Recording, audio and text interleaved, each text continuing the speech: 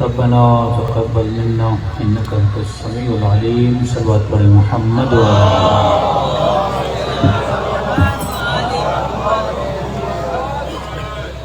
بسم الله الرحمن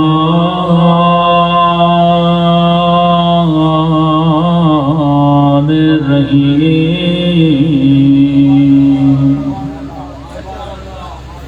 الحمد لله رب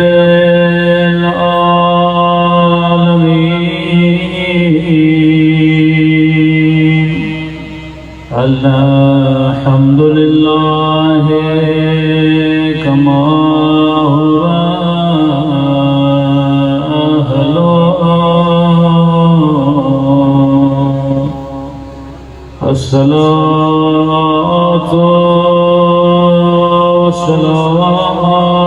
والسلام على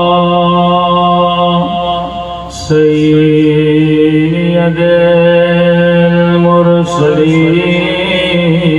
المرسلين وخاتم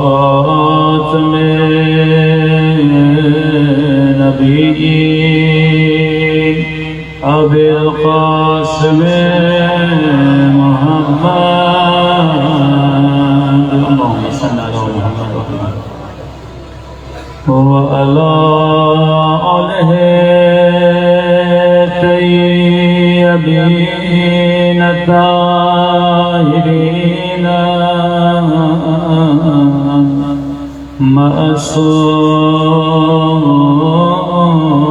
معصومين سب مل کے دعائے ظہور امام اللهم كل وليك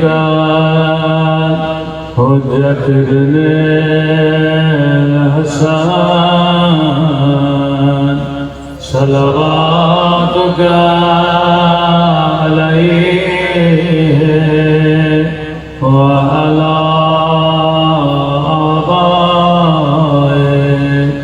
في هذه الساعة وفي كل وليا وحافظا وقائدا وناصرا ودليلا وأينا حتى تسكنه أرضك طوعا وتمتعه فيها طويلا برحمتك يا أرحم الراحمين صلى الله عليه وسلم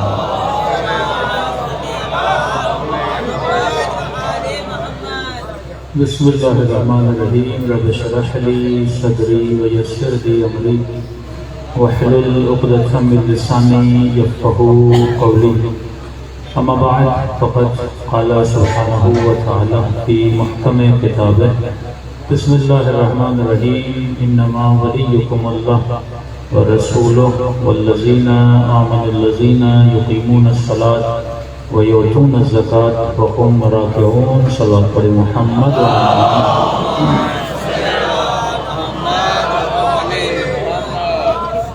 دعا ہے پروردگار عالم ہم سب کی عبادتوں کو اپنی بارگاہ میں قبول فرمائے اور جس مقصد زندگی کی خاطر ان مجالس پر شرکت کے لیے آتے ہیں خدا ان مقاصد میں بھی ہم سب کو کامیابیاں نصیب فرمائے آواز کا بیس آواز بھی کم ہے بیس آواز کا بڑھا دیں ہمارے دیگر صلوات پڑھے محمد و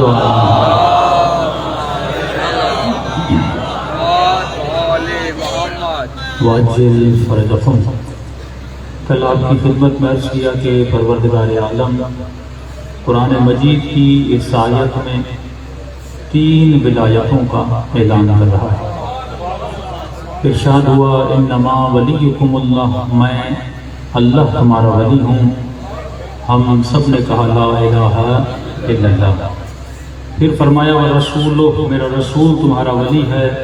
ہم سب نے کہا محمد رسول اللہ۔ پھر اعلان ہوا کہ تیسرا وہ تیرا ولی ہے جو حالت رکوع میں زکوٰۃ دیتا ہوا نظر آ جائے، تو ہم سب نے کہا علی ولی اللہ۔ تو یہ جو آپ نے کہا یہ ہے نظریہ، آپ نے اپنے نظریے کا اعلان کیا کہ کوئی مولا علی کو مانتا ہے تو مولا کی ولایت کا اعلان کرتا ہے، کوئی کسی اور کو مانتا ہے وہ اس کی ولایت کا اعلان کرتا ہے۔ تو صرف نظریے کا اعلان انسان کو جنتی نہیں بناتا۔ ایک ہے ولایت کا اعلان، ایک ہے ولایت کو اپنے اوپر نافذ کرنا۔ یہ دو ولایتیں بنتی ہیں، ایک ہے ولایت نظری، ایک ہے ولایت عملی۔ کہ یہ سارے بلب لگے ہوئے ہیں لیکن اگر لائٹ چلی جائے تو بلبوں کا کوئی فائدہ نہیں۔ بلب تبھی فائدہ دیتا ہے جب اس میں کرنٹ ہو۔ تو الفاظ کتنے بھی ادا کیے جائیں، یہ الفاظ فائدہ تب دیتے ہیں جب بندے کے وجود میں ولایت عملی ہو، تب تک یا کل میں نے کہا کہ پاکستان کا مطلب کیا؟ لا الہ الا اللہ۔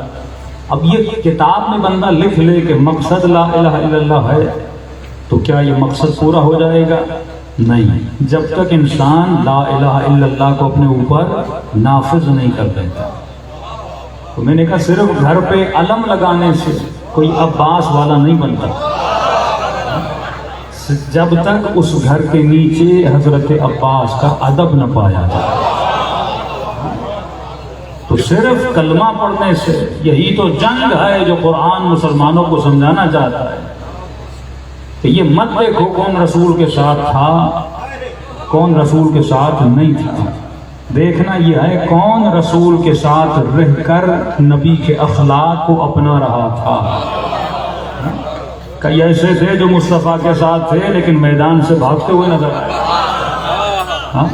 ایک ٹی وی شو چل رہا تھا صبح تفسیر قرآن کا، ہمارے بھی ایک عالم اس ٹی وی شو میں تھا، اور سورہ حدید کی یہ آیتیں ہیں کہ کچھ ایسے مسلمان تھے جو نبی کو چھوڑ کر بھاگ گئے، اور شیعہ عالم نے جیسے ہی آیتیں پڑھی تو سامنے سے مفتی بولا کہ ہم سمجھ رہے ہیں کہ آپ کا اشارہ کہاں ہے۔ تو انہوں نے کہا بھائی میں نے تو نام بھی نہیں لیا، آپ خود ہی نام بتا رہے ہو، میں تو قرآن کی آیت پڑھ رہا ہوں۔ کہ نہیں آپ کو نہیں کہنا چاہیے، اگلی آیت میں لفظ ہے کہ خدا نے پھر ان کو معاف کر دیا تھا۔ کہ ہم نے کب کہا کہ معاف نہیں کیا، لیکن سوال یہ ہے جب معاف بھی کر دیا پھر اس واقعے کو قرآن میں لانے کی ضرورت کیا تھی؟ جب کوئی چیز اہم ہوتی ہے تو اس کا ذکر کیا جاتا ہے۔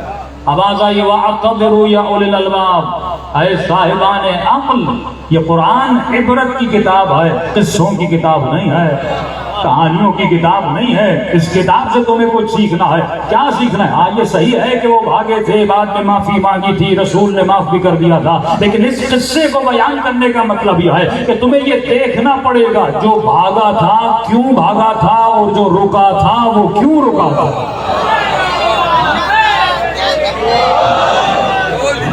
یہ جنگ ہے کہ مومن سوچے کہ اگر حضرت یوسف گناہ میں نہ پڑے تو کیوں نہ پڑے، اور وہ گناہ میں پڑے تھے تو کیوں پڑے تھے۔ علی المرتضی اگر ٹوٹی ہوئی تلوار سے نبی کا دفاع کر رہے تھے تو کیوں کر رہے تھے، اور سارے مسلمان نبی کو چھوڑ کے بھاگ گئے تھے تو کیوں بھاگ گئے تھے۔ تو یہ جنگ صفات کی جنگ ہے۔ ان اکرمکم عند اللہ اتقاکم، خدا جس چیز کو مد نظر رکھتا ہے اس صفات کو مد نظر رکھتا ہے۔ تو اللہ نے آل رسول کو بہترین صفات سے نوازا۔ یہاں معیار نام کا نہیں ہے، معیار صفت کا ہے۔ یہ دیکھنا پڑے گا وہ کون تھا جس نے اپنے وجود میں نبی والی صفت کو پالا تھا۔ صرف کلمہ پڑھنے سے کچھ نہیں ہوتا۔ جب تو کہتا ہے لا الہ الا اللہ محمد رسول اللہ، یا تو کہے علی ولی اللہ، یہ تم نے نظریے کا اعلان کیا، ابھی تک تو ولایت نظری پر فائز ہوا ہے، ولایت عملی کے میدان میں نہیں آیا۔ ولایت نظری بندے کو قلندر نہیں بناتی، ولایت نظری بندے کو شاہ عبد اللطیف نہیں بناتی، ولایت نظری بندے کو خمینی نہیں بناتی، ولایت نظری بندے کو بہجت نہیں بناتی، یہ ولایت عملی ہے جو بندے کو قلندر بناتی ہے۔ ہر مومن کو یہ دیکھنا ہے کہ میرے اندر ولایت عملی کتنی ہے۔ نظری تو الحمدللہ ہم سب کے اندر ہے۔ یہ جملہ میں ہمیشہ کہتا ہوں، کہاں یا علی کہنا اور کہاں علی کے ساتھ رہنا، اصل ہے ولایت عملی۔ اچھا، یہیں پہ آزما لے کر کوئی مومن کا نعرہ حیدری، آپ سب کہیں گے یا علی، تو یا علی کہنا آسان ہے، یہ نظریہ ہے نا۔ ہاں، نعرہ لگے گا، اور کئی جگہوں پہ تو 1 منٹ کا نعرہ، 2 منٹ کے نعرے، تو نعرہ لگنا مشکل نہیں ہے، نعرہ ہر مومن لگا دے گا، لیکن یہ نعرہ کیا مومن کو صبح کی نماز کو اٹھاتا ہے؟ نعرہ مارنا بڑا آسان ہے، کیا یہ نعرہ مومن کو نماز تہجد پڑھواتا ہے؟ مطلب نظریہ ہے لیکن ولایت عملی نہیں ہے، اور جس میں ولایت عملی ہو جائے نا، وہ میں سمجھ تمار بن جاتا ہے، سولی پر بھی چڑھ جائے پھر بھی علی علی کرتا رہتا ہے۔ کہ فرمایا مولا مجھے خدا کی قسم ہے، لو قطعت اربن اربا، خدا کی قسم ہے اگر جسم کے ٹکڑے ٹکڑے بھی ہو جائیں، لیکن پھر بھی اپنے وجود سے آپ کی محبت کو میں کبھی نکالوں گا نہیں۔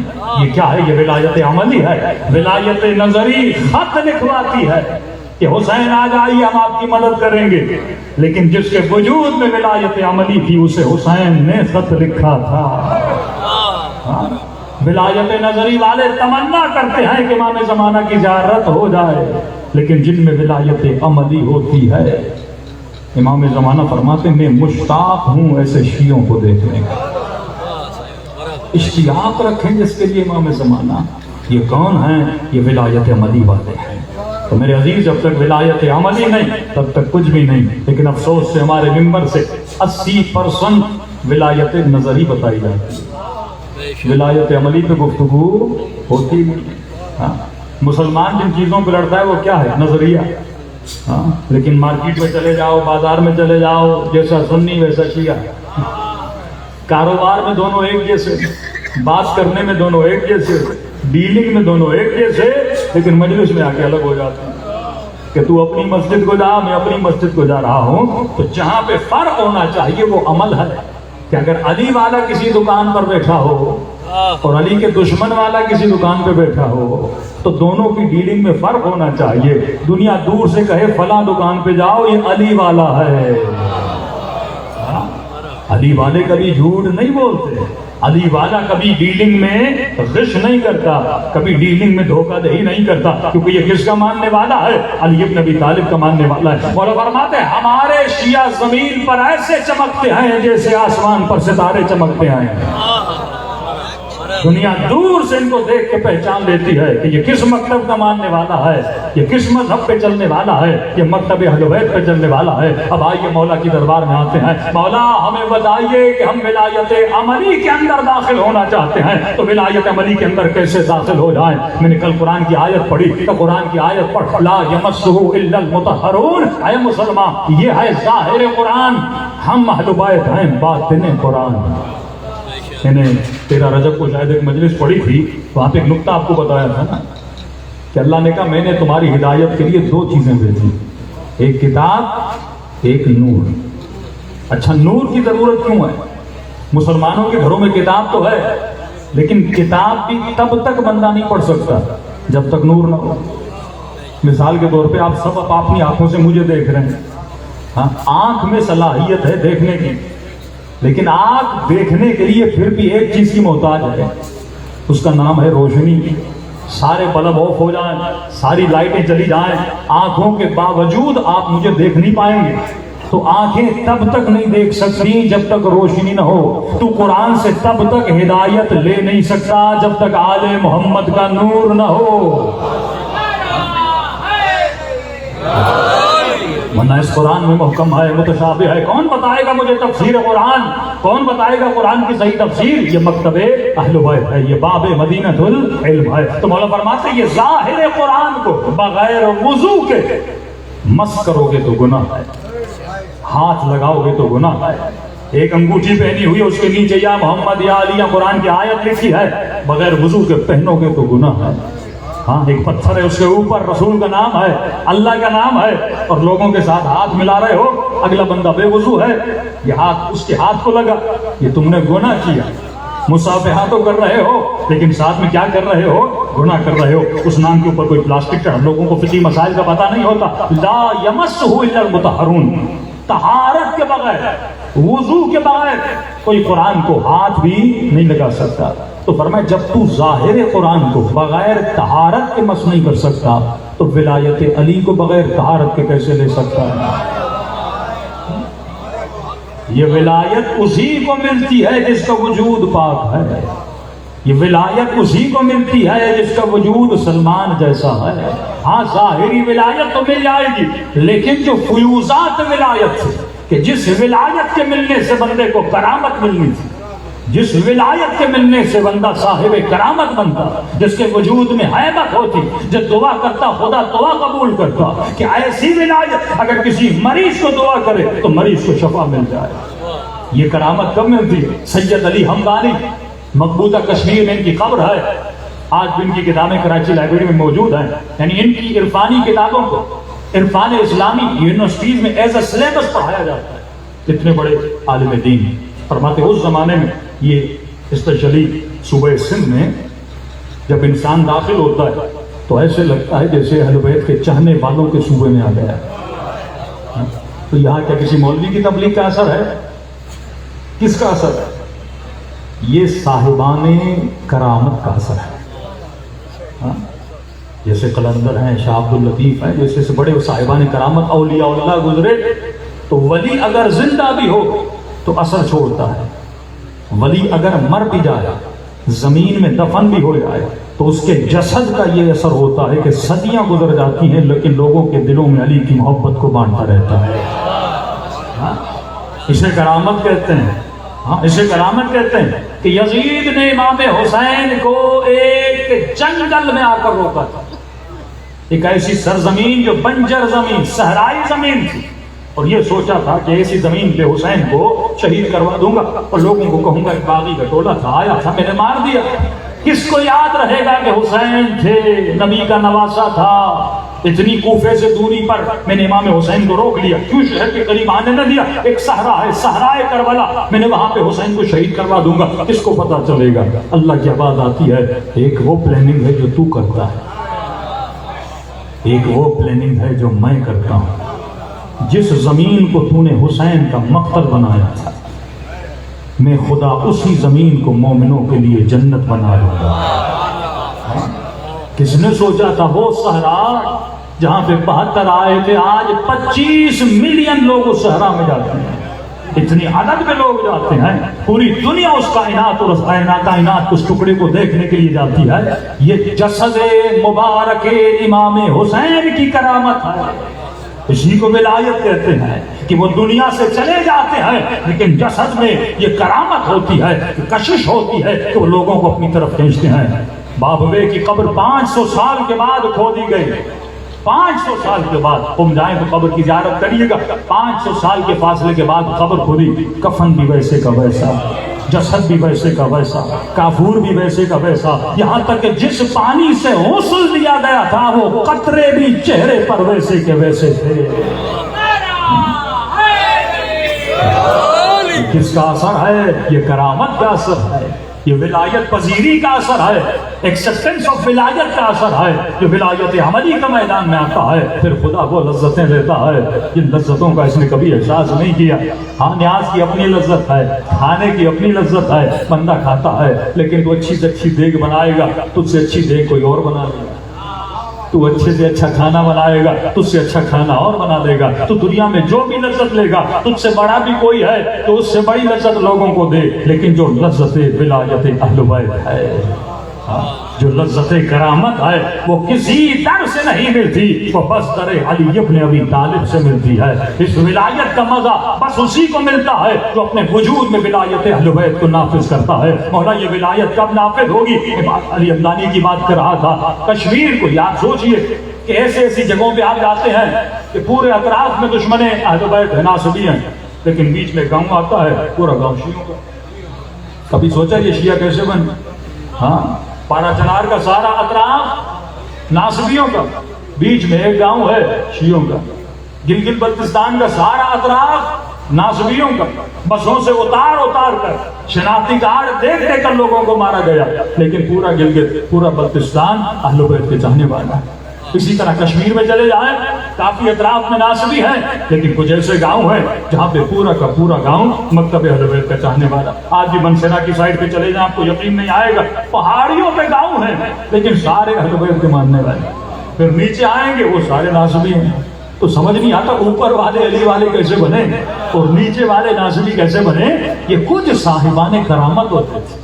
تبلیغ کا اپنا اثر ہے، لیکن جو بندہ صاحب کرامت بن جاتا ہے اس کا اثر زیادہ ہوتا ہے۔ مولوی اتنے ایران میں گزرے لیکن کسی نے انقلاب نہیں لایا۔ خمینی انقلاب لانے میں کیوں کامیاب ہوئے؟ کیونکہ صاحب کرامت تھے، جس کے وجود میں ولایت اہل بیت آ جاتی ہے، پھر اس کی زبان میں اثر ہو جاتا ہے، اس کے کلام میں اثر ہوتا ہے، ظالم اس سے ڈرنے لگتا ہے۔ تو یہ وہ کرامت کی طاقت ہے جو ولایت اہل بیت سے ملتی ہے۔ اب واقعہ سنیے، سید علی حمدانی کہتے ہیں جب کشمیر میں گئے تو وہاں بڑے بڑے دوسرے مکاتب کے بھی پیر و مرشد تھے، ہندوؤں کے دوسرے سارے مکاتب کے تھے، اور جب بھی کسی کا پیر آتا تھا، بڑا عالم آتا تھا، کہتے تھے کرامت دکھا۔ تو سید علی حمدانی آئے، وضو کر رہے تھے، وہ اپنے بہت بڑے مرشد کو لے کر آئے۔ سید وضو کر رہا تھا اور کہنے لگے کہ ہمارے پیر میں اتنی بڑی کرامت ہے۔ سید مسکرا بھی رہے تھے، کہ کون سی کرامت ہے؟ تو اس نے کیا کیا کہ ہوا میں پرواز کرنا شروع کر دیا، 3 فٹ 4 فٹ ہوا میں اڑنے لگے۔ سید علی حمدانی اسے دیکھ رہے اور ہوا میں کھڑا، اور اس کے جتنے مرید تھے وہ ہوا کر رہے ہیں۔ کیا کہنا ہمارے پیر کا، کیا کہنا ہمارے مرشد کا، اتنا پاور، اتنی طاقت، اتنا معجزہ کر دیا کہ یہ ہوا میں پرواز کرنے لگا۔ سید علی حمدانی نے وضو کیا، وضو کے بعد پاؤں کا مسح کیا، پاؤں سے جوتی اتاری، اپنی جوتی کو اشارہ کیا۔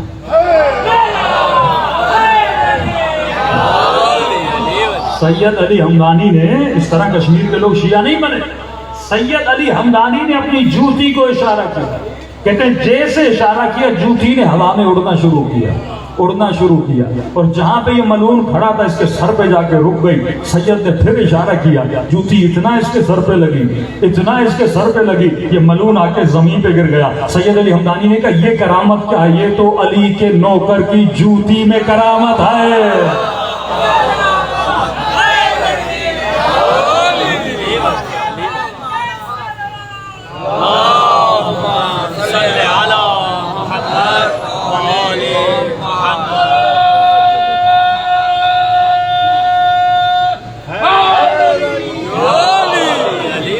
یہ تو علی کے نوکر کی جوتی میں کرامت ہے۔ تو یہ وہ کرامت ہے جو اہل بیت علی والے کو دلانا چاہتے ہیں، لیکن ہم زیادہ سے زیادہ دیکھ کا مزہ لیتے ہیں، نیاز کا مزہ لیتے ہیں، قصیدے کا مزہ لیتے ہیں، 1 گھنٹہ مجلس کا مزہ لیتے ہیں۔ یہ لذتیں ابتدائی لذتیں، علی والے کو جس لذت کو لینا تھا وہ لذت ولایت کی لذت ہے۔ اب ولایت کیا ہے، ولایت کو کیسے لینا ہے، یہ کون بتائیں گے؟ مولا امیر المومنین بتائیں گے۔ فرمایا تب تک کوئی ولایت کی 4 دیواری میں داخل ہو نہیں سکتا جب تک قرآن کی آیت پہ عمل نہ کرے، لا یمسہ الا المطہرون، جب تک تو پاک نہیں تب تک ولایت میں آ نہیں سکتا۔ اب مولا سے پوچھیے مولا پاکی کی شرائط کیا ہیں؟ جلدی جلدی سے امام نے فرمایا پہلی شرط پاک و پاکیزگی کی یہ ہے کہ علی والے کا کبھی بھی لباس نجس نہیں ہوتا۔ نجس لباس والا علی کی ولایت میں آئی نہیں سکتا۔ وہ بے ادب ہے جو نجس لباس پہنے، نجس لباس پہن کر کبھی مجلس میں نہ آیا کر۔ یہ پاکوں کی محفل ہے، یہ اہل بیت کی محفل ہے۔ ہاں، بہت بڑے علماء نے لکھا، فرمایا جو مقام مجلس ہے وہ مقام حرم معصوم کے برابر ہے۔ اور دلیلیں دی کیونکہ حرم معصوم میں ملائکہ آتے ہیں، ہمارا عقیدہ ہے مجلسوں میں ملائکہ آتے ہیں، حرم معصوم میں معصومین آتے ہیں، اور ہمارا عقیدہ ہے کہ مجلس حسین میں حسین کی دکھیاری ماں آتی ہے۔ یہ صرف باتیں نہیں ہیں، عقیدہ ہے، فرق نہیں۔ لوگ کتنے سے ہیں، اگر گھر میں بھی مجلس کرواتے ہو، خلوص سے کرواتے ہو، 4 لوگ بھی تیری مجلس میں آئیں، وہاں پہ سیدہ ضرور آتی ہیں، ملائک ضرور آتے ہیں، خاک پائے عزاداروں سے اپنے پروں کو مس کرنے آتے ہیں، کیونکہ یہ مجلس محل رجوع اہل بیت ہے، نورانی محفل ہے نا، ذکر قرآن ہوتا ہے۔ اور آیت اللہ دستغیر نے لکھا کہ ایک مجلس کا ثواب 70 مرتبہ قرآن پڑھنے کے برابر ہے۔ کہ وہ کیسے؟ کہ جب کوئی بندہ قرآن پڑھتا ہے صرف عربی پڑھتا ہے، اسے سمجھ نہیں آتی، لیکن مجلس میں قرآن بھی سنتا ہے، حدیث بھی سنتا ہے، اس کی تفسیر بھی سنتا ہے، ذکر حسین بھی سنتا ہے، اور توبہ بھی کرتا ہے، اور حسین کے غم میں آنسو بھی بہاتا ہے۔ یعنی یہ پورا مجموعہ ہے، ملٹی وٹامن آف قرآن ہے جو آپ کو مجلس کی صورت میں دیا جاتا ہے۔ تو فرمایا جس طرح بغیر وضو کے، بغیر طہارت کے مومن قرآن کو ہاتھ نہیں لگا سکتا، اسی طرح ولایت کے میدان میں کوئی بھی بندہ داخل نہیں ہو سکتا اگر اس کے اندر نجاست ہے۔ اور نجاست کی پاکیزگی کی جو پہلی سیڑھی ہے وہ یہ ہے کہ علی والے کا کبھی لباس نجس نہیں ہوتا، پاک لباس پہنتا ہے۔ مجلس میں آئے تو یہ نہ ہو کہ لباس پہ نجاست کے چھینٹے لگ جائیں، تو پاکوں کی محفل میں جا رہا ہے۔ یہ تیرا عقیدہ ہے کہ نجاست سے دور بھی ہیں اور نجاست ان کے قریب بھی نہیں آ سکتی۔ اگر تیرے کپڑوں میں نجاست ہے تو حسین کی زری کو ہاتھ تو لگا سکتا ہے پر حسین کے قریب نہیں جا سکتا۔ تو نجس کپڑے پہن کر مجلس حسین میں آ تو سکتا ہے لیکن حسین کی رضایت کو حاصل نہیں کر سکتا۔ بچپن سے بچوں کو بتائیں کہ کپڑے پاک ہونے چاہیے، اس ماں کو تمیز ہونی چاہیے، یہ علی والی ہے، یہ علی والا۔ رسول خدا فرماتے متقین کی کچھ صفات ہیں۔ پہلی صفت تقوی یہ ہے کہ جو بندہ صاحب، اب ایک ہے لباس کا ظاہر پاک ہونا، ہو سکتا ہے کہ میں نے پاک و پاکیزہ لباس پہنا، وضو کیا، نہایا، غسل کیا، کالا لباس پہنا، یا کسی خاتون نے کالا لباس پہنا، حسین کی مجلس میں آ گئی، میں بھی مولا کی مجلس میں آ گیا، لیکن مولا فرماتے ہیں کئی لوگ ایسے ہیں جن کا لباس ہوتا تو پاک ہے لیکن بڑی سی بڑی نجاست سے نجس ہوتا ہے۔ کیا مطلب؟ مولا میں نے تو صاف لباس پہنا، میں نے تو پاک لباس پہنا، لیکن یہ بڑی سی بڑی نجاست سے نجس کیسے ہو گیا؟ فرمایا بعض لوگ وہ ہیں جو لباس تو پہنتے ہیں پر لباس شہوت پہنتے ہیں۔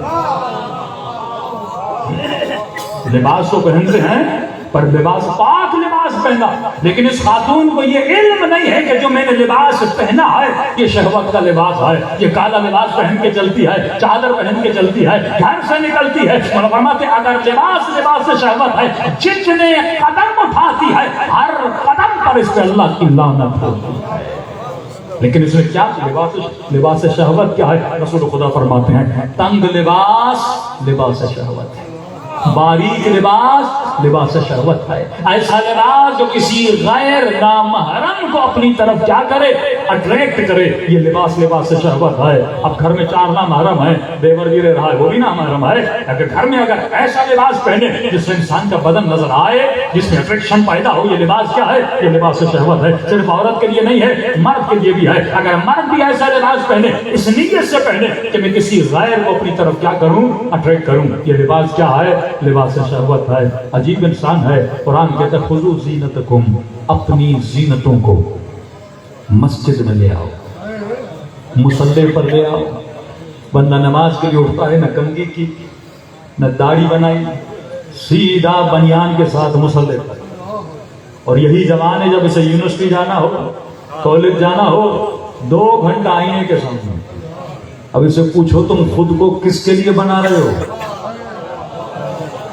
اللہ کے لیے بنا رہے ہو یا غیر اللہ کے لیے بنا رہے ہو؟ تو یہی فرق ہے اہل بیت کی ولایت رکھنے والوں کا اور شیطان کی ولایت رکھنے والوں کا۔ اگر علی کی ولایت ہے تو اپنا سارا حسن مصلی پر لے کر آئے گا، اگر اللہ کی ولایت ہے تو حسین نے اکبر کو جانے سے پہلے کنگھی دی، پہلے سجایا، سر پہ امامہ رکھا، بہترین لباس پہنا، یہ کہا جا رہا ہے علی اکبر یہ راہ خدا میں خود کو قربان کرنے جا رہا ہے اور بہترین لباس پہن کر جا رہا ہے۔ ارے پہلی جنگ جو بشریت میں ہوئی حابیل اور قابیل کی، وہ بھی یہی تھی۔ اللہ کہتا پیش کر، جس نے بہترین چیز پیش کی خدا نے اس کی قربانی کو قبول کیا، اور جس نے کمزور قربانی پیش کی، ایک ناچیز چیز پیش کی، وہ خدا کے دربار میں ذالین بنا۔ انعمت کس کے اوپر ہے؟ نعمتیں کس کے اوپر ہے؟ جو اپنی زندگی ان نعمتوں میں گزارتا ہے، اس مقصد میں خرچ کرتا ہے جس مقصد کے لیے خدا نے اس کو کیا کیا ہے؟ پیدا کیا ہے، اور اس کا آئینہ کون ہے؟ ولایت اہل بیت ہے۔ تو صرف لباس پاک نہیں ہونا چاہیے، لباس شہوت بھی نہیں ہونا چاہیے۔ آج یلغار ہے ٹی وی کی، میڈیا کی، اس جوان کو لباس کون پہنانا سکھاتا ہے؟ علی نہیں، میڈیا۔ یہ اپنا فیشن مولا علی سے لیتا ہے؟ نہیں۔ یہ اپنا فیشن رسول سے لیتا ہے؟ نہیں۔ یہ فیشن کس سے لیتا ہے؟ کپڑوں میں اس کا رول ماڈل ایکٹر ہے، کپڑوں میں اس کی رول ماڈل ایکٹریسز ہے۔ اس نے کبھی یہ نہیں سوچا کہ میں جو کپڑے پہن رہی ہوں یا پہن رہا ہوں اس سے میرا مولا بھی راضی ہے کہ نہیں۔ ایک جملہ کہا تھا، کئی جوان ناراض ہو گئے تھے، میں نے کہا اتنے سالوں سے باپ نے کہا داڑھی رکھ، مولانا نے کہا داڑھی رکھ، نہیں رکھی، لیکن یہی جوان جب یونیورسٹی گیا داڑھی رکھنا شروع ہو گیا۔ بھائی اب کیوں رکھیے گا؟ مولانا فیشن ہے۔ یعنی ہم کئی ایسے کام فیشن میں کر رہے ہیں لیکن اہل بیت کی اطاعت میں نہیں کر رہے۔ تو یہ واقعہ میں نے سوشل میڈیا پہ مشہور ہے کہ امام نے کہا نا کہ اگر علی کی ولایت ہے تو بال منڈوا کے لاؤ، گنجے ہو کراؤ۔ روز آتے تھے مولا جنگ پہ جانا ہے، جنگ پہ جانا ہے، جنگ پہ جانا ہے۔ امام نے کہا ٹھیک ہے جنگ پہ بعد میں جائیں گے، پہلے تو بالوں کو منڈوا کے لا۔ جوانوں کا جو سردار تھا، نئی نئی شادی ہوئی، گھر گیا، بیوی کو کہا کہ جانا جنگ پہ تھا لیکن علی نے شرط رکھی پہلے سر کے بالوں کو منڈوانا ہے۔ اب پرانا زمانہ، عرب زلفوں پہ ناز کریں، بیوی نے کہا گنجے اچھے لگو گے، عورتیں کیا کہیں گی؟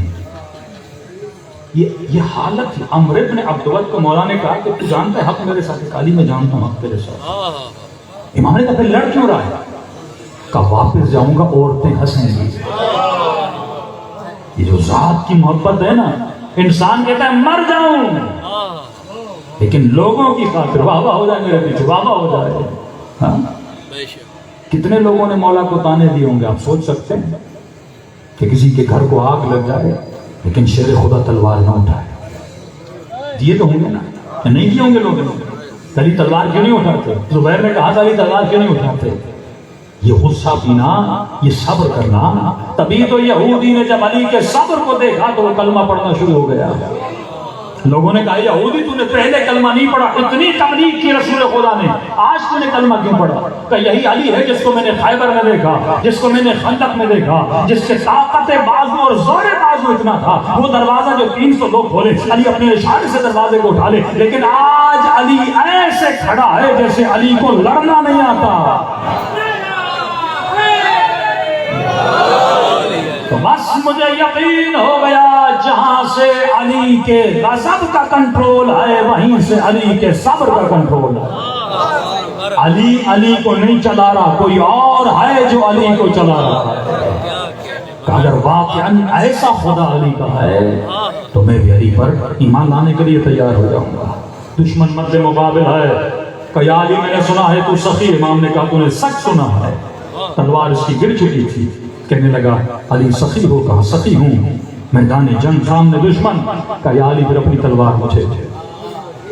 امتحان امیر المؤمنین، امام نے تلوار پھینک دی اس کے سامنے، اور جب اس نے تلوار اٹھائی تو اس کے تیور بدلے، اور بدلنے کے بعد کہا یا علی اب مجھ سے تجھے کون بچائے گا؟ مولا کے چہرے پہ مسکراہٹ۔ امام نے فرمایا تو یہ سمجھتا ہے کہ علی تلوار کے بھروسے پہ لڑتا ہے؟ علی تلواروں کے بھروسے پہ نہیں لڑتا، اپنے رب کے بھروسے پہ لڑتا ہے۔ جیسے سنا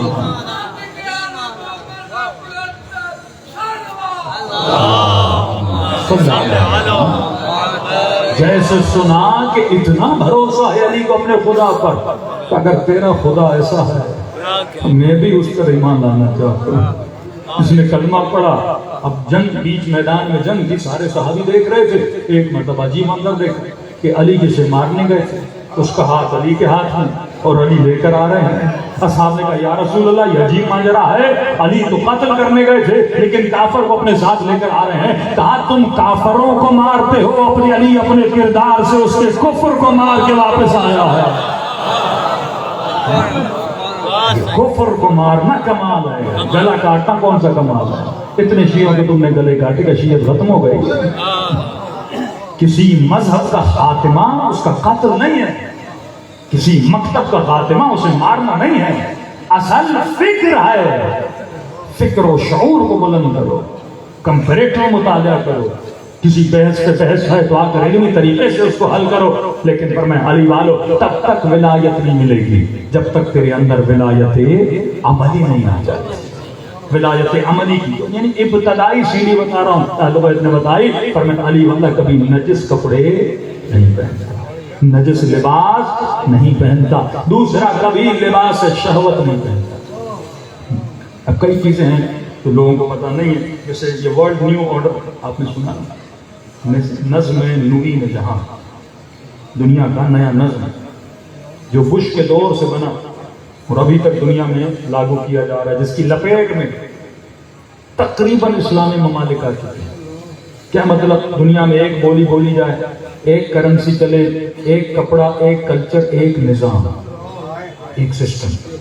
یعنی پوری دنیا میں ڈیموکریسی کا نظام, کپڑے سب کے ایک جیسے, ویسٹرن کلچر پوری دنیا میں ہو, ویسٹرن مائنڈ لوگ بن جائیں. دیکھیے ان کو پریشانی آپ کے مذہب سے نہیں ہے. امریکہ کو, کرسچنز کو, یورپ کو, ویسٹرن ورلڈ کو پریشانی آپ کے مذہب سے نہیں. سنی ہو, شیعہ ہو, وہابی جو بھی ہو, اس سے پریشانی نہیں. پریشانی دین سے, مذہب سے نہیں ہے.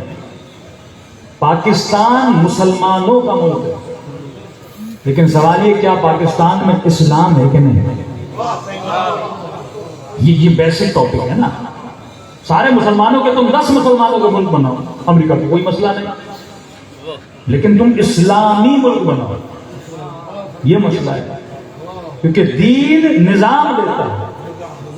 مذہب کیا ہے کہ ہر بندہ اپنے طریقے سے اپنے تہوار منائے. شیعہ اپنے عزاداری کے دن منائے, میلاد نبی والے اپنے میلاد منائے, اور وہ کوئی اپنے مختلف جلسے کریں, ریلیاں نکالیں, اس سے ان کو کوئی مسئلہ نہیں. یہ تو بش نے اپنی تقریر میں کہا تھا کہ تم امریکہ آئے, تم نے ہمارے چرچ خریدے اور ہمارے چرچوں کو تم نے مسجد بنایا, ہم نے تمہیں کچھ بھی نہیں کہا. ہاں کئی لوگوں نے, آپ انگلینڈ یورپ چلے جائیے, انگلینڈ چلے جائیے, اکثر جو ہمارے امام باڑے ہیں وہ پہلے چرچ تھے. ہم نے ان کے چرچ خریدے اور ہم نے کیا بنا دیا؟ امام باڑہ بنا دیا. کسی نے خریدا مسجد بنا دی, کسی نے خریدا عبادت گاہ, ہم نے تو تجھے روکا نہیں. تو ہم تیرے مذہب کو نہیں روکتے, لیکن کبھی بھی ہمارے ملکوں میں آ کر اسلام کے نظام کی بات نہ کرنا. ہم اس اسلامی نظام کے خلاف ہیں. ترکی ان کو قبول ہے, آذربائیجان ان کو قبول ہے, پاکستان ان کو قبول ہے. سارے وہ ممالک جس میں مسلمان رہتے ہیں, اسلامی ٹائٹل بھی لگا ہوا ہے, جمہوریہ اسلامیہ قبول ہے. لیکن خدا نہ خواستہ کوئی پاکستان کا حکمران یہ بول دے کہ ہم پاکستان میں اسلامی نظام لانا چاہتے ہیں. یہ ہڈی ہے ان کے گلے میں. یہ جنگ ہے جو لڑ رہے تھے. کیا شراب اور نہیں پیتے تھے, صرف یزید شراب پیتا تھا؟ کیا مسلم معاشرے میں اور گنہگار نہیں تھے, صرف یزید گناہ کرتا تھا؟ امام حسین یزید سے کیوں مقابلہ چلنے چاہتے؟ کیونکہ یزید سسٹم کو بدل رہا تھا. اگر فرد خراب ہو جائے تو مسئلہ نہیں, فرد کے بگڑنے سے معاشرہ نہیں بگڑتا, سسٹم کے بگڑنے سے افراد بگڑ جاتے ہیں. اگر مجمع میں 4 لوگ چرسی ہوں, موالی ہوں, گنہگار ہوں, فرق نہیں پڑتا. لیکن اگر منبر پر آنے والا چرسی ہو جائے,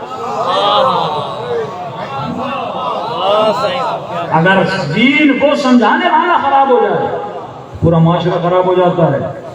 تبھی خدا نے انبیاء کے لیے شرط عصمت رکھی, کیونکہ خدا نہ خاصا نقل کفر نہ باشد. اگر کوئی نبی شراب پیتا اور پھر امت کو کہتا کہ شراب نبی, امت کیا کہتی ہے؟ کس منہ سے مجھے سمجھا رہے ہو؟ تو خود بھی پیتا ہے۔ اہل سنت کا عقیدہ ہے کہ رسول 40 سال کے بعد نبی بنے، شیعوں کا عقیدہ ہے کہ نبی پیدا ہوتے ہی نبی ہوتا ہے۔ لیکن سوال تو اپنی جگہ پر ہے کہ اگر پیدا ہوتے ہی مصطفیٰ نبی تھے تو 40 سال کے بعد اعلان نبوت کیوں کیا؟ یہ بات بھی صحیح ہے کہ حضرت عیسیٰ پیدا ہوتے فرماتے ہیں عبد اللہ آتانی الکتاب وجعلنی نبیا، وہ پیدا ہوتے ہی نبوت کا اعلان کر کے فرماتے میں نبی ہوں۔ لیکن سوال یہ ہے کہ حضرت رسول 40 سال کے بعد اعلان نبوت کیوں کر رہے ہیں؟ فرمایا اے رسول پہلے 40 سال خود کو منوا،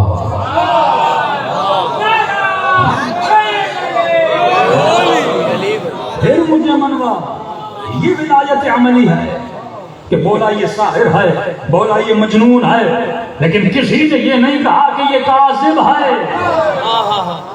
سب کہتے تھے یہ امین ہے، ابو سفیان بھی کہتا تھا امین ہے، ابو جہل بھی کہتا تھا یہ امین ہے، کیونکہ یہ الزام لگا نہیں سکتے تھے، 40 سال سے مصطفیٰ کی امانت داری کو لے چکے تھے۔ تو پہلے خود کو منوا، یہ ہے ولایت عملی۔ تو پہلے میرے دین کو اپنے اوپر نافذ کر، پھر کسی کو دیندار بنا۔ تبھی ہم کہتے ہیں رسول کے جانے کے بعد بھی ہدایت کا علمبردار معصوم ہونا چاہیے۔ ہم کیسے ایسے سے دین نہیں لے سکتے جس نے 40 سال بت پرستی کی، جس کے اندر اپنی خامیاں موجود ہو، جو اپنے غصے پہ کنٹرول نہ کر سکے، جس میں ذات کی محبت ہو۔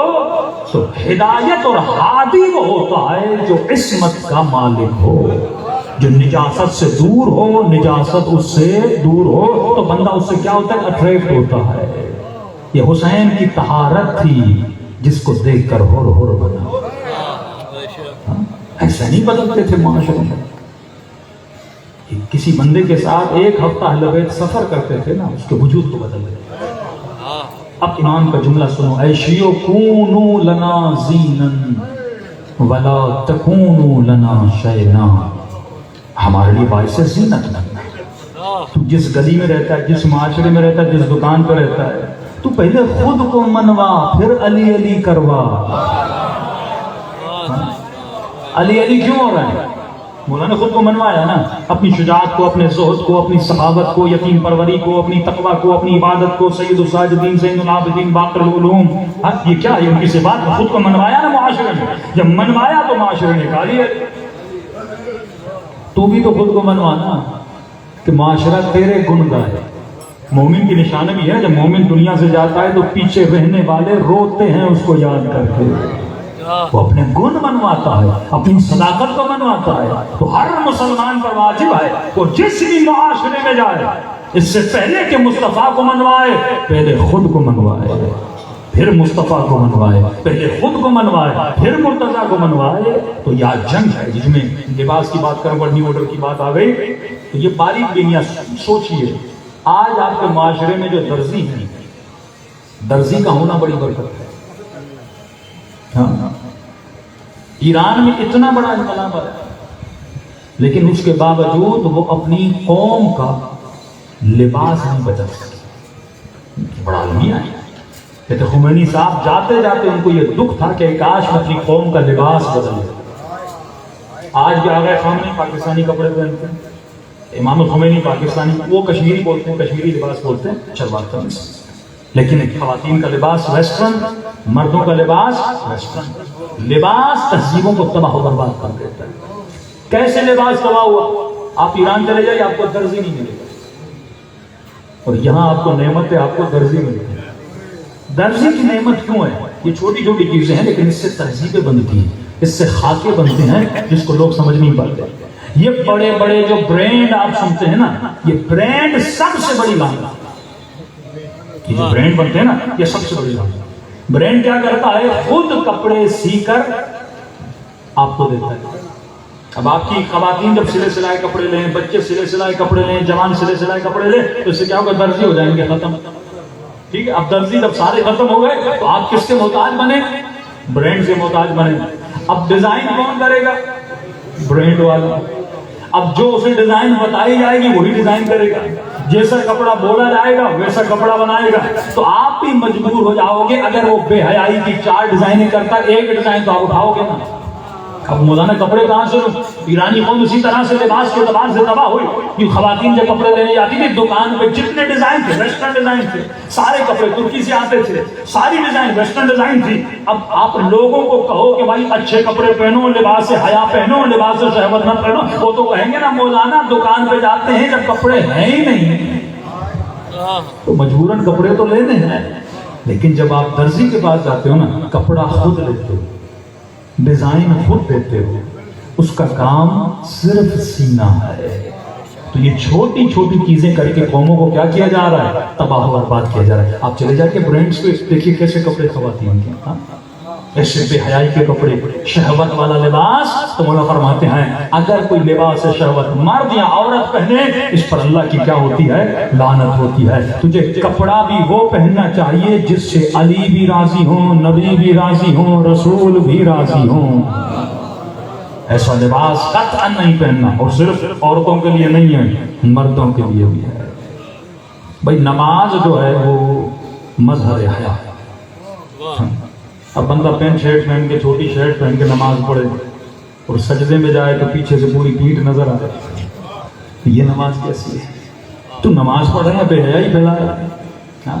عراق میں ایک جوان لڑکا ایرانی تھا غالباً, نماز پڑھ رہا تھا, پیچھے سے حرم نے ایسا مار کہ تجھے شرم نہیں آتی تو علی کے حرم میں بے حیائی پھیلانے آیا. بندہ مصلی پہ کھڑا ہو, مکروہ ہے چھوٹی آستینیں پہن کے نماز پڑھنا, مکروہ ہے گھٹنوں سے اوپر انسان کی شرٹ ہو, یعنی نماز تو پڑھ رہا ہے لیکن حالت کراہت میں نماز پڑھ رہا ہے. علی والے کی نماز صحیح بھی ہوتی ہے, قبول بھی ہوتی ہے. نماز کا صرف صحیح ہونا کافی نہیں ہے, ہو سکتا ہے ارکان ہر چیز صحیح ہو لیکن قبول تب ہوتی ہے جب تو ایسے پڑھے جیسے رسول خدا نے کہا ہے. صلوات پڑھے محمد والا.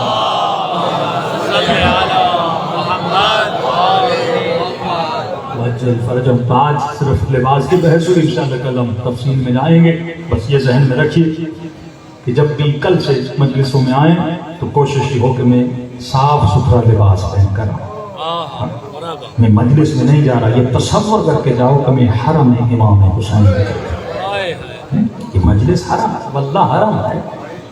سب اگر خلوص سے آؤ وہی ثواب ملے گا جو زیارت حسین کا ثواب. ان مجلسوں میں اہل بیت آتے ہیں, یہ رسم نہیں ہے, یہ عبادت ہے. ذکر پروردگار عالم ہوتا ہے. تو مومن یہ زندگی کے وہ لمحے ہیں جن کو سیف کرو, اور یہی لمحے قبر و قیامت میں یاد آتے ہیں. کہتے ہیں کئی مومن جب دنیا سے جائے گا, ایک مرتبہ جب اس اندھیری رات میں ایک نور کو آتا ہوا دیکھے گا, یعنی جس کا ایسا دنیا میں سوچا نہیں. میں اکثر مومنین کو کہتا ہوں کہ جب ہم مر جاتے ہیں تو جتنے لوگ ہمارے گھر پہ آتے ہیں کیا لے کر آتے ہیں؟ کبھی سوچو کہ کوئی فروٹ لے کر آتا ہے, میرے کام کا تو نہیں, میں مر گیا. پھول لے کر آئے گا, میرے کام کے لیے میں تو مر گیا. وہ کون سی چیز ہے جو میرے مرنے کے بعد میرے کام آتی ہے؟ ہر بندہ مرنے کے بعد میرے گھر آئے گا, ایک سورہ فاتحہ پڑھے گا. کبھی سوچا اس بات پر کہ مرنے کے بعد دنیا کی بڑی سی بڑی چیزیں میرے کام نہ آتی, بس ایک سورہ فاتحہ. اور میں نے زندگی میں اس فاتحہ کو کتنا یاد کیا. مرنے کے بعد مدد فاتحہ کر رہی ہے, لیکن میں نے زندگی میں اس فاتحہ کو کتنا یاد کیا کہ مولا فرماتے ہیں علی والا ہر روز 40 آیتیں قرآن کا پڑھتا ہے. وہ علی والا ہو ہی نہیں سکتا, کیونکہ یہ چیزیں تیری مددگار ہیں. کہ قبر میں بیٹا چھوڑ کے جائے گا, بیوی آئے گی نہیں, پہلی رات قبر کی مشکل, لیکن سب چھوڑ کے چلے جائیں گے. لیکن اے مومن ایک نور کو آتا ہوا دیکھے گا, پوچھے گا تو کون ہے, مجھے سب چھوڑ کے چلے گئے. مولا فرماتے کبھی آواز آئے گی وہ جو قرآن تو نے پڑھا تھا میں وہ, کبھی آواز آئے گی وہ جو نماز تو نے پڑھی تھی میں ہوں, کبھی آواز آئے گی میں وہ ہوں جو 1 گھنٹہ تو نے حسین کی مجلس میں گزارا تھا, میں وہ ہوں. یہ چیزیں مجسم ہو جاتی ہیں, ابھی تمہیں نظر نہیں آ رہے. قرآن کہتا ہے نا لا تقل لمقتل سبیل اللہ اموات بل احیاء عند ربهم يرزقون, جو مر گئے انہیں مردہ نہ کہو بلکہ زندہ ہیں. آج کسی ڈاکٹر کے سامنے 2 ڈیڈ باڈیز رکھو, ایک وہ بندہ جس کا ایکسیڈنٹ ہوا مر گیا, دوسرا وہ بندہ جو شہید ہوا مر گیا. اب دونوں سے ڈاکٹر سے کہو کون زندہ ہے کون مردہ ہے, ڈاکٹر کہے گا دونوں مرے ہوئے ہیں, لیکن اللہ کہتا ہے نہیں ایک زندہ ہے. ایک مرا ہوا ہے، لیکن ولیکن لا تشعرون، تم نہیں سمجھ پا رہے، لیکن اللہ دکھانے پر آئے تو تجھے دکھا دے۔ تو اسی طرح مردوں والی زندگی بھی گزار سکتے ہو اور زندوں والی زندگی بھی گزار سکتے ہو۔ زندوں والی زندگی وہی ہے جو راہ ولایت کا راستہ ہے، کربلا ولایت کا راستہ ہے۔ دو دین، دو اسلام، ایک اسلام کا وہ ورژن جو بنو امیہ نے پیش کیا، اس کی ڈیٹیل میں کل پڑھوں گا۔ ایک اسلام کا وہ ورژن جو آل علی نے پیش کیا۔ جنگیں انہوں نے بھی لڑی، جنگ مولا علی نے بھی لڑی، جنگ جمل دیکھی، جنگ صفین دیکھی، تفصیل میں کل آؤں گا، آج موضوع رہ جائے گا۔ کچھ جنگیں انہوں نے لڑی، آپ ان کا اخلاق دیکھیے، آل رسول کا اخلاق دیکھیے۔ یہ مصیبت کا جملہ بھی ہے، لیکن واللہ جب انسان پڑھتا ہے تو ایسے امام پر فخر کرتا ہے کہ خیمے میں آئے، فرمایا بہن زینب، مجھے جو سب سے زیادہ پرانا ہوتا ہے وہ تو فرمایا حسین، پرانا ہوتا کیوں مانگا ہے؟ فرمایا یہ جو لشکر باہر کھڑا ہے، حسین ان کو بڑے اچھے طریقے سے جانتے ہیں کہ میرے جانے کے بعد یہ میرے بدن پہ کوئی چیز رہنے نہیں دیں گے۔ امام زمانہ فرماتے ہیں میرا سلام ہو اس جد کے بدن پر جس بدن پہ کپڑا بھی نہیں تھا۔ یہ نواس رسول ہے، یہ نواس رسول ہے۔ فرمایا بہن زینب میں جانتا ہوں کہ ہر چیز کو لوٹ لے، پرانا کرتا دو کہ جس کی طرف کسی کی رغبت نہ ہو، اتاری وہ چیز جاتی ہے جو نہیں ہو، قیمتی ہو، لیکن جو چیز قیمت والی نہیں اسے کون ہوتا ہے؟ بی بی زینب نے ڈھونڈ کے کرتا دیا۔ فرماتے امام نے خنجر نکالا، اپنے خنجر سے کرتے کو چاک چاک کرنے کہا حسین بھائی اب کرتا پھاڑ کیوں رہے؟ کہ شاید صحیح سالم ہو اتار لیں، پھٹا ہوا کرتا کون اتارے گا؟ فرماتی ہیں بھائی نے کرتا پہنا۔ اب یہاں تک تو ہر کسی نے سنا، اگلا جملہ سنا، یہ کریم ابن کریم ہے، یہ رسول کے نواسے ہیں۔ فرمایا بہن زینب وہ جو پیلے رنگ کا کرتا ہے وہ مجھے تو اچھا کرتا تھا۔ بیوی نے کہا حسین پھٹا ہوا کرتا پہنا، اب پیلے رنگ کا کرتا کیوں پہن رہے ہو؟ فرمایا بہن زینب جو کرتا لوٹنے آئے گا میں نہیں چاہتا خالی ہاتھ جائے، خدا کی قسم ایسا کریم بندہ کہیں دیکھا؟ ابن ملجم نے ضربت ماری مولا علی کو، فرمایا حسن خبردار اس کا پانی بند نہ کرنا، کھانا ٹائم پہ دینا، پانی بھی دینا، اگر علی بچ گیا تو علی ابھی سے معاف کر رہا ہے۔ یہ وہ اخلاق رسول تھا، بعثت لأتمم مکارم الاخلاق، اور اس اخلاق کا مجسمہ عمل اگر کوئی نظر آتا ہے تو آل رسول نظر آتے ہیں۔ شمر سینے پر سوار تھا، ڈیٹیل سے جب مقتل کے جملے پڑھو تو یہ پہلو جو اخلاقی پہلو امام حسین کے نظر ہوتے آیا ہے۔ فرمایا جیسے سینے پر یہ ملوم سوار تھا، کیونکہ بدن سے اتنا خون بہا تھا، امام پر آنکھوں پر تاریکی آ گئی تھی۔ فرماتے ہیں حسین نے کسی وزن کا محسوس کیا، آنکھیں کھولی تو شمر سامنے تھا۔ امام نے کہا کہ شمر جو نواس رسول کو قتل کرے ہر گناہ کی معافی ہے، پر اس گناہ کی معافی نہیں ہے۔ تیرا مقصد ہے حسین مر جائے نا؟ تو فرمایا شمر میرے بدن کو دیکھ، اتنے زخم لگے ہیں، تھوڑی دیر دور ہو کے کھڑا ہو جا، حسین خود بخود روح پرواز ہو کے چلی جائے، لیکن قاتل حسین نہ بن۔ قاتل کو حسین بچانا چاہتے ہیں لیکن قاتل حسین نہ بن، تیرا مقصد ہے حسین مر جائے، حسین ویسے ہی چلا جائے گا، بدن سے اتنا خون بہائے لیکن اپنے ہاتھوں کو حسین کے خون سے رنگین نہ کرے۔ میرے امام زمانہ فرماتے ہیں میرا سلام ہو کربلا کے اس شہید پہ جس کی گردن کو پیچھے سے کاٹا، دلوں کو کربلا لے کر چلے۔ السلام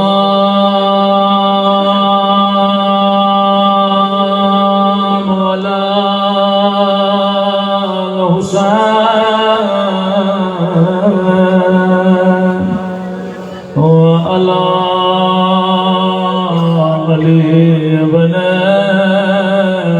الحسين وعلى أولاد الحسين وعلى أصحاب حسین کی صدا بلند ہونی چاہیے السلام علی الحسین وعلی علی ابن سب مل کے وعلی اولاد الحسین وعلی اصحاب سب مل کے السلام علی حسین وعلی علی ابن وعلی اولاد الحسین وعلى أصحاب میرا سلام ہو سکینہ کے زخمی کانوں پہ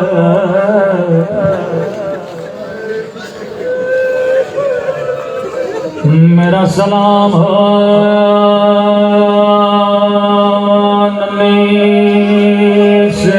رخساروں پہ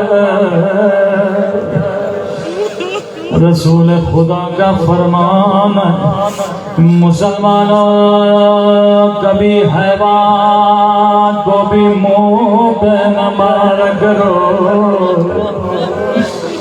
انہوں نے نبی کی نواسی کو تماچے مار جب پیران جائیں بہشت زہرا مدافعین حرم زینب کی قبروں پہ ضرور جایا کرے جوان جوان بچے جنہوں نے خود کو بی بی زینب کے روزے کی حفاظت میں شہید کرائے ایک ایرانی ڈاکٹر کہتا ہے مولانا ایک 24 سالہ بچہ جوان شہید ہوا اس کی 4 سالہ بچی تھی اس کے گھر سے فون آیا ڈاکٹر صاحب 30 دن گزر گئے بچی کا بخار نہیں اتر رہا کہتا ہے میں بچی کو دیکھنے گیا بچی بستر پہ بے ہوش غور سے دیکھا بچی کے سرانے اس کے بابا کی تصویر تھی کہتے ہیں مولانا خوبصورت جوان تصویر میں مسکرا رہا میں نے اس کی ماں سے کہا اگر چاہتی ہو تیری بچی ٹھیک ہو جائے تو بچی کے سرانے سے تصویر ہٹا نفسیاتی مسئلہ ہے جب تک بابا کو دیکھتی رہے گی تب تک بیمار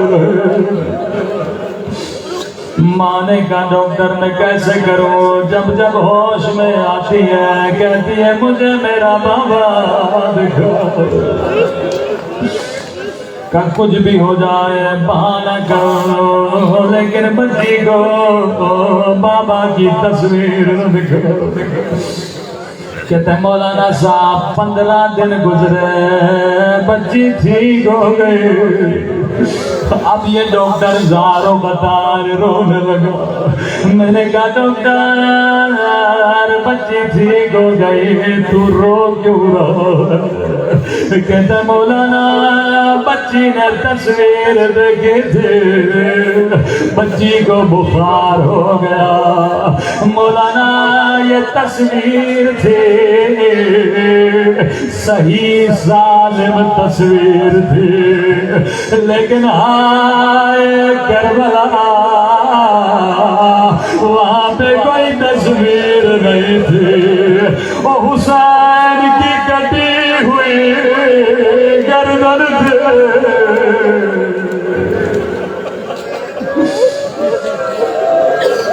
مجھے نہیں معلوم سکینہ نے یہ منظر کیسے دیکھا رو رو کر کہتی تھی شمر تھوڑی دیر کے لیے مجھے میرے بابا کا سر دے امام سجاد کے جملے جب بچی روتی تھی مجھے میرے بابا کی کٹی گردن دو کہ یہ ملعون حسین کا سر اٹھاتے تھے بچی کے سامنے نوک نظر سے حسین کو مارتے تھے ایک مرتبہ کٹی ہوئی گردن سے آواز آئی او ملعون مارنا ہے مارو لیکن مجھے سکینہ کے سامنے مارو میری بچی برداشت نہ کر سکے امام حسین کے جملے مومن جب بھی پانی پیو میری سکینہ کو یاد کیا ایک ایک گھونٹ کے لیے میری بچی کو مار گیا روایت کے جملے کسادہ کا لٹا ہوا قافلہ حلب کے شہر میں پہنچا 40 گھوڑے سوار آگے نبی زادیاں پیچھے چل رہی ہاتھوں میں رسیاں مولا سجاد کی گردن میں ٹوٹ ایک جگہ پہ قافلہ رکا ننھی سی سکینہ امام سجاد کی گود میں مولا فرماتے ہیں کیا دیکھا تپتی ہوئی دھوپ اتنا لمبا سفر بچی چل چل کے تھک گئی اتنے میں کیا دیکھا شمر نے پانی کا مشق لیا اپنے سپاہیوں کو پانی پلانے لگا ننھی سی بچی نے کہا بھیا سجاد اگر اجازت دو میں اس سے تھوڑا پانی مانگوں امام سجاد دے گا سکینہ جا پانی مانگ مجھے علم ہے پانی دے گا نہیں لیکن جا کر پانی مانگ کہیں قیامت کے دن یہ نہ کہیں بچی نے پوچھا نہیں تھا اب تصور کرو ننھی سی بچی آہستہ آہستہ قدم اٹھائے اس ملعون کے قریب گئی کہنے لگی شمر مجھے بڑی پیاس لگی مجھے تھوڑا پانی دے دے مجھے خدا کی قسم اگر کہتا سکینہ میں پانی نہیں دوں گا یہ دوبارہ ملعون سے پانی نہیں مانگ دی لیکن راوی کہتا ملعون نے کوئی جواب نہیں دیا بچی پیچھے پیچھے چلتی رہی یہ اپنے ایک سپاہی کو پانی پلاتا رہا یہاں تک کہ 40 سپاہیوں نے پانی پی لیا لیکن حسین کی بچی وہ اب تک پیاسی تھے اب ملعون نے پھر پانی کا مشق بھرا سکینہ نے سمجھا اب شاید مجھے پانی دے دو لیکن روایت کے جملے بڑے سخت ہیں اب ملعون نے اپنے گھوڑوں کو پانی پلانا شروع کیا ارے حیوان بھی پانی پیتے رہے لیکن حسین کی بچی اب تک پیاسی ہے سکینہ چل چل کے تھک گئی کہنے لگی شمر اب تو پانی پی لے وہ تیرے گھوڑوں نے پانی پی لیا وہ تیرے سپاہیوں نے پانی پی لیا اب سنو گے ملعون نے کیا ظلم کیا یا پانی لے کر بچی کے پاس آیا سکینہ نے چلو بنایا کہ مجھے تھوڑا پانی دے دے لیکن روایت کے جملے بڑے زرد ہیں او ملعون نے سارا پانی زمین پہ پھینکا بچی نے خود کو زمین پہ گرایا او میرے غریب الوطن بابا او میرے 3 دن کے پیاسے بابا او میرے پیاسے بابا اللہ القوم الظالمین اے خدا تجھے سکینہ کی پیاس کا باعث ہمارے مولا اور آقا امام زمانہ کا ظہور فرما ہمیں قبر و قیامت میں شفاعت حسین نصیب فرما۔ پروردگار حکیم زہرا سید حسن مسلم بیمار ہیں، جو مومن بیمار حال ہیں، بے حق بیمار کربلا، ان کو شفاء کامل عاجلہ نصیب فرما۔ اس مومن کی جو پریشانیوں کو دور فرما۔ ربنا تقبل منا انک انت السمیع العلیم۔